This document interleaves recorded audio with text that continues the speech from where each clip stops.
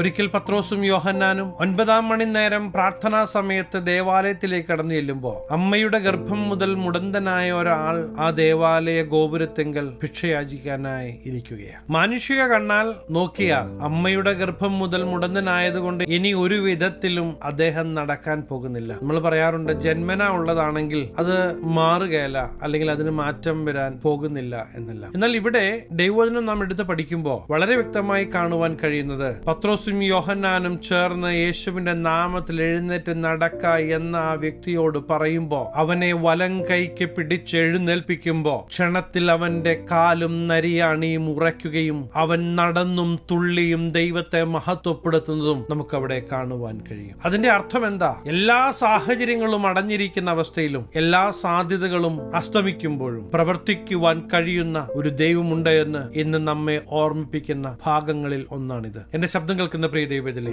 ആരാ പറഞ്ഞത് നിങ്ങൾക്ക് രോഗസൗഖ്യം ലഭിക്കുകയല്ലെന്ന്? ആരാ പറഞ്ഞത് നിങ്ങൾ ഇതിൽ നിന്ന് പുറത്തു വരികയല്ലെന്ന്? ഇന്ന് നിങ്ങളുടെ എത്ര വലിയ വിഷയമാണെങ്കിലും നിങ്ങളെ പുറത്തു കൊണ്ടുവരുവാൻ ഈ ദൈവത്തിന് കഴിയുമെന്ന് ഞാൻ വിശ്വസിക്കുന്നു.